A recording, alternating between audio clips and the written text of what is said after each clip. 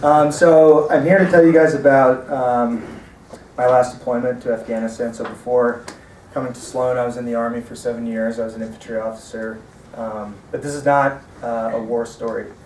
So nothing that I'm going to say, I hope, is meant to be cool or gung-ho or anything like that. It's just the story of my experience and the experience of my men. So in the middle of 2011, I took command, and the company is 100 guys, 60 or 70 soldiers, like right out of high school, maybe a cadre of 24 non-commissioned officers or sergeants, 5 lieutenants who are right out of college, and then me. So I was the sole captain, I was the commander, I was the guy, it was my team. So after about 6 months of training at Fort Bragg, I deployed the company with my brigade, about 5,000 other people, to southern Afghanistan in February of 2012. And so after about 2 months, my brigade commander ordered my company to move from where we were to go to a new area called Zari in southern Afghanistan in Kandahar province. And this was a pretty bad area. It was the brigade's kind of main effort. Like that's the reason we were there. And it presented a lot of new challenges compared to where we had been, which was actually, I don't want to say easy, but it was a pretty advantageous mission for us. Like the advantage was ours. So we moved to Zari, and the local people were totally different than they had been where we were before. The enemy was totally different than it had been where we were before, and the terrain was as well. And so I want to focus on the enemy and the terrain. So the enemy, whoever they were, whoever those people were who were shooting at us, the bottom line is they were better resourced, they were better trained, and they really had like a spiritual motivation, because Zari is kind of like the birthplace of the Taliban. So whoever they were a lot better at fighting. And then the terrain was completely different. So in Zari they grow grapes, and unlike an American vineyard, which is bushes strung up on a wire, the vineyards there are based on these like centuries-old mud walls, and so there's just rows of them.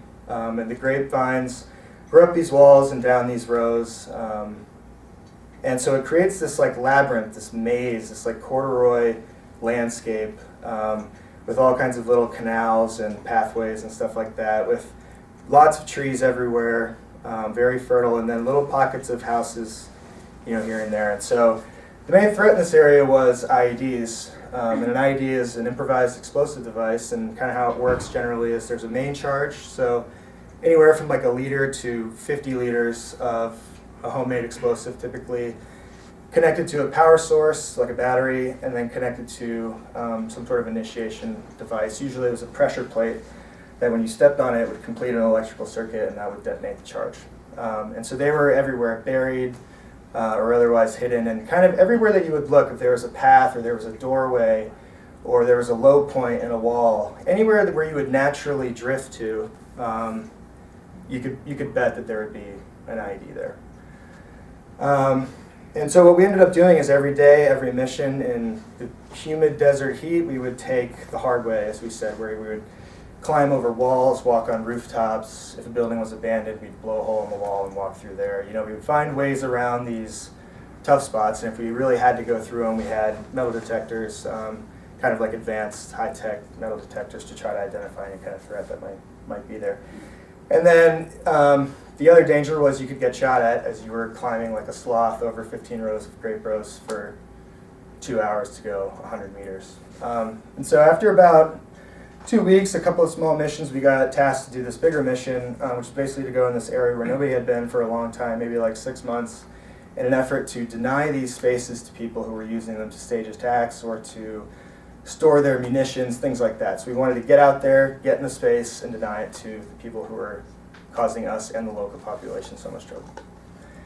So we headed out on this mission, and it was me, along with maybe like 60 of my guys, and there was a lead element of about 10, led by one of my lieutenants, and then there was my element behind them. And what they were going to do, and we had planned out our route very meticulously, so we were like, we're going to climb over 10 of these, we're going to take a right, we're going to blow a hole in that wall, we're going to climb onto these rooftops, etc. And so the route was very important. We had created a grid on satellite imagery that we were all carrying that had all the buildings numbered, and it had a a system to where we could easily identify where we were and had our route on it. So my lieutenant was going ahead to clear the way, and the idea was that we would kind of leapfrog. Every time he secured an area, we would move up, and then we would base out of there to kind of get out to the space. And so he takes his element out. I'm in my spot, and I call him on the radio. My call sign was 6, and his was 2-6. So I called him on the radio, and I said, 2-6, this is 6, what's your location? And he said, hey, I'm on the east side of building Charlie Sierra 318.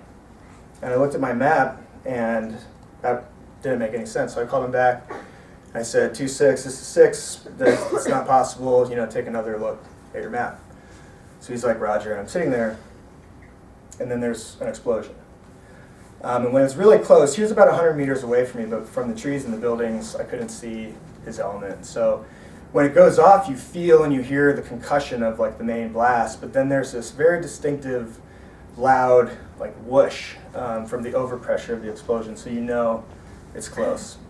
So that goes off, and I'm kind of sitting there, and I get on my radio and I say, 2-6 is 6, what the hell was that? And then I kind of look over, and there's a plume of smoke that's rising up from the direction of building Charlie Sierra 318. So he gets back on the radio finally, obviously pretty dazed and distraught. And he's like, IED. And in the background I can hear just utter chaos. So, like in the background you hear like, get me a fucking tourniquet, or get the fucking litter team up here. So I can hear all this happening in the background as he's calling me. And so then he reports, he gathers himself and he says, we have one Category A. And a Category A, or a Cat A, means an American soldier has been injured and is at risk of losing life, limb, or eyesight. So that's kind of how you classify it. So after some truly heroic first aid, his buddies shoving gauze up into his groin, packaging and wrapping all his other wounds. One leg was gone from basically right here immediately. His other leg was shattered and mangled. So after getting him all bandaged up, they stopped the bleeding. The helicopter came in. They got him on, and if you get him onto the helicopter and get them to the higher level care within an hour, the golden hour they call it, from the point of injury to the point that you get to higher care, it's like a 99% success rate. So they do all that, some true heroics, and they get him on. He's stable, he's cracking jokes. So it takes off and we continue our mission. And when they all came back to my location, they were dirty, nasty, sweaty, covered in blood. And I went up to all of them, I just kept saying to them, like, it's going to be fine, you got him on the bird, that's what I kept saying. I kept telling that to myself too, because we had to continue this mission. I was like, all right, we got him on the bird. So we continue on this mission, and the next morning I call back to my headquarters, and I say, hey, this is Charlie 6, I just want an update on my casualty. So there was a sergeant, or kind of like a lower ranking person on the radio at the headquarters, and he said, stand by. So my friend Mike, who was also a captain, just happened to be working at the time at the headquarters, he gets on and he's like, hey, what's up, Pat? And I was like, hey, just looking for an update on the casualty. And he's like, Roger, we didn't make it. And so even though that mission we were successful, it seemed like every week after that we had another serious casualty. So 1 week after that event, IED strike, another 20-year-old, leg gone, arm gone, other leg totally mangled and shattered. Week later, another IED strike, 2 casualties this time. Not as bad in the end, but bad enough that they both had to go back to the States.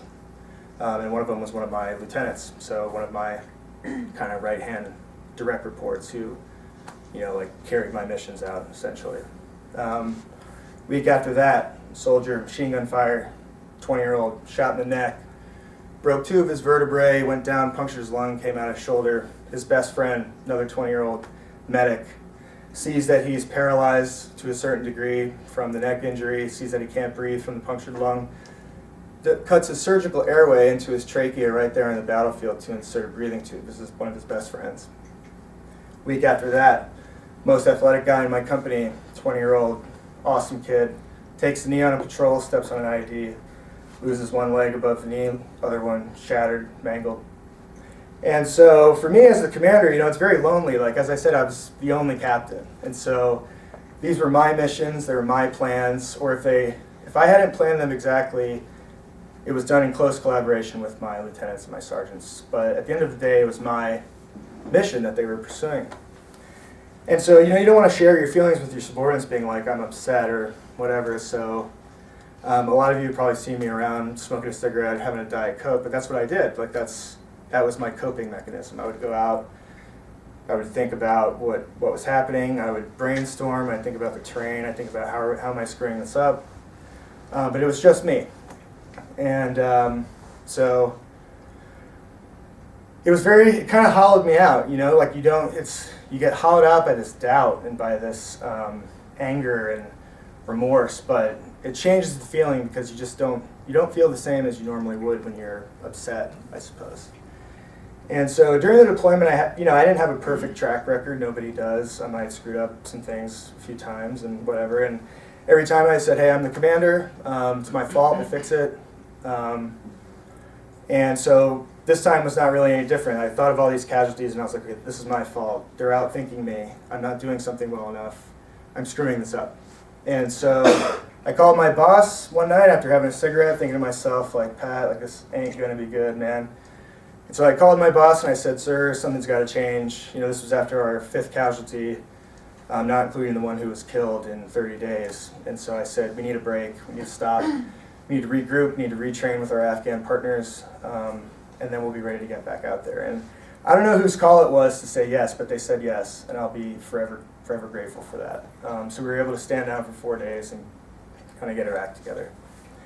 And that put us on a path to a lot of success, but things got a lot worse first. So, as I mentioned, one of my lieutenants had been injured, and my reputation, it was what it was. And so I had another lieutenant working for me who I wanted to take over that platoon. And my boss said, nope, you're going to get this other guy. And I protested. I was like, no, this is my guy. He knows the mission. He knows me. He knows the men. And he's like, Pat, this one's above me. And so I was like, okay, so they're trying to insert some outside person in here. I understand, they want some change. So this lieutenant shows up as we're doing this tactical pause, and he seems very motivated. I spent 4 days with him telling him about my expectations, going over the terrain with him, talking about the situation, just giving him the dump of everything. And he seemed great. He seemed to understand. He started planning his own missions. He met his platoon who was on this break. And, he seemed fine. And so the next day he goes out to his base, which was about a kilometer away where his platoon operated from. And they went on their first patrol. Wasn't perfect, some weird reporting, but nothing that alarmed me. It concerned me enough to be like, hey, you need to work on this. But I wasn't alarmed or anything like that. So the next morning, his second day out there, I'm in my office. There was an early patrol. It's like 7 a.m. One of my sergeants who was running the operations center comes into my office and he says, hey, sir, first platoon, this kid's platoon. He's like, they reported 4 enemy killed. And I was like, what? I mean, it was hard enough to even positively identify one guy, see him shooting at you or doing something else that was a hostile intent, then to follow him, and then to engage him with lethal force, and then to confirm that you did do what you thought you did. So even if you had a helicopter or a drone or something that was on station supporting you, that was a very, very hard thing to do. So for a call to come back saying we have 4 enemy killed, I was like, okay. So I go into my little operations center at my base, and I'm hearing the reports coming in. And every time you apply lethal force, you need to do what's called a battle damage assessment.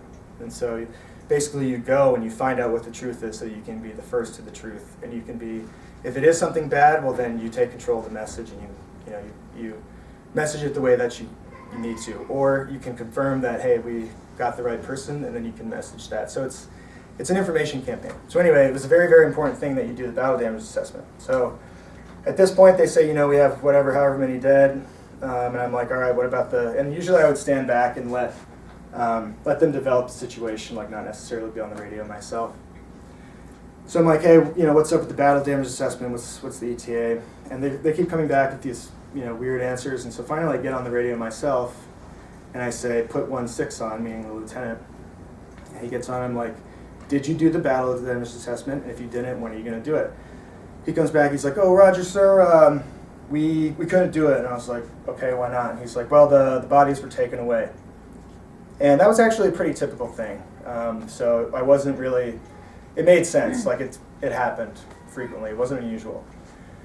And they had also taken a detainee throughout the course of this patrol, and that puts you in a really tight timeline because there's due process in Afghanistan, and so you had to get the person to the right authorities so that they could be questioned, and then either they would be released or they would be taken into custody for something else. So it was we had learned that was a very tough timeline to get onto and to follow successfully. So I was like, all right, go back to your base, come back to the headquarters where I was, process the detainee.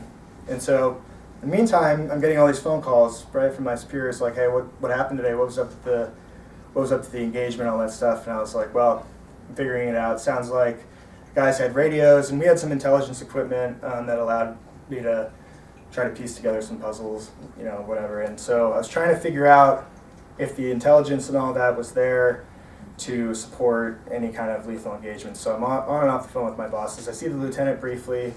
I tell him, hey, do your report later, work on the detainee right now.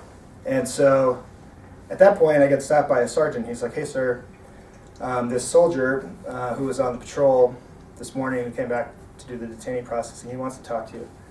And I was like, I can't, man. Like, I got the commander up my ass. Like, I got to go deal with this. And he's like, no. He, stops me. He says, no, sir, you're getting some bad information. And I was like, okay. So I pulled this soldier into my office. Really great kid. Had been a cop. Had been a college football player, then a cop. Awesome kid.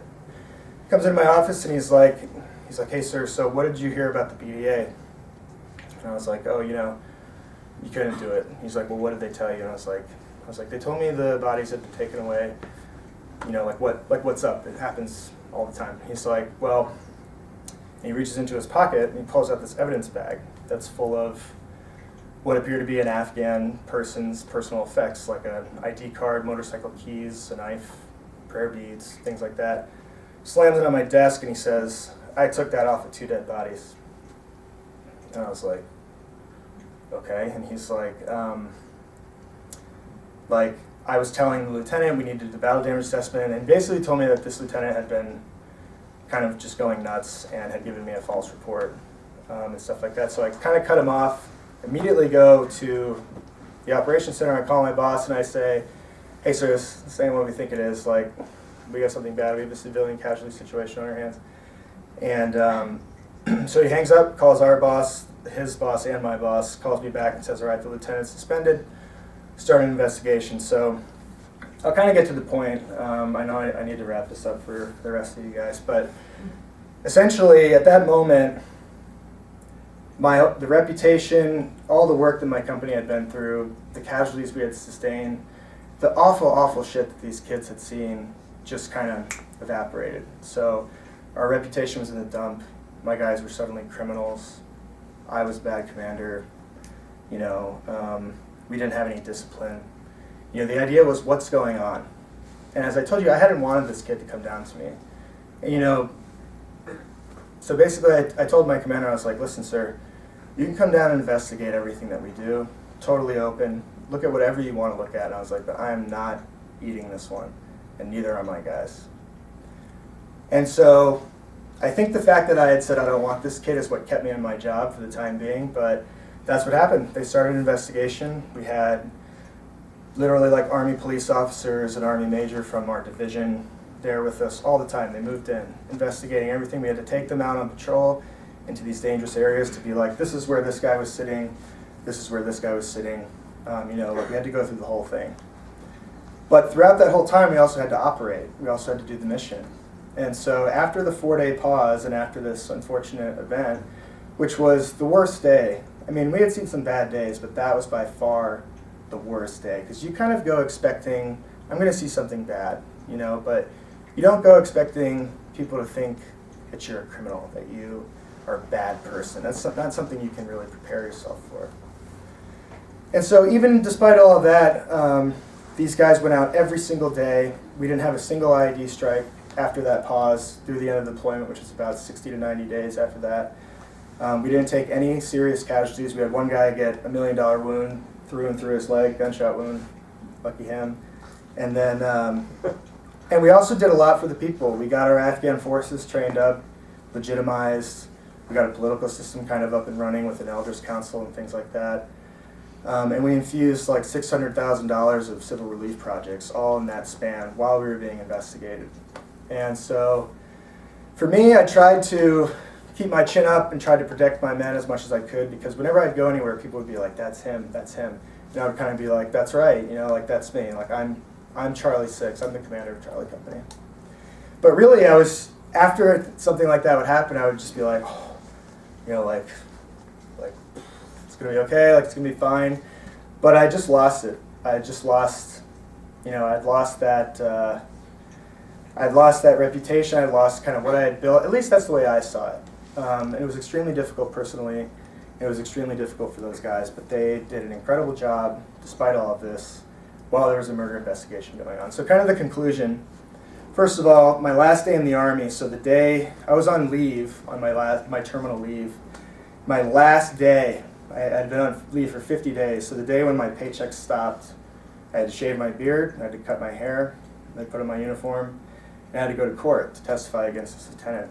And about a week later, he was found guilty of murder, 2 counts, and will be in jail for 20 years at Fort Leavenworth Federal Penitentiary. But secondly, I was trying to think of a way, you know, what's like the lesson I learned from all this to share with you guys, but frankly, I don't really know just yet. So if you see me out smoking a cigarette, drinking a Diet Coke, I'm probably kicking these things around in my head. But this is the path that brought me to business school. So frankly, I was like, okay, well, the Army's been great, but you know, some of the things maybe I wanted to do, it's not going to happen. And so I guess I just wanted to share that with you guys to say, you know, I'm here. That's a chapter that's closed, but I wanted to give you all perspective into where I'm coming from. And I'm really thrilled to be here. And I'll close with one last tiny thing.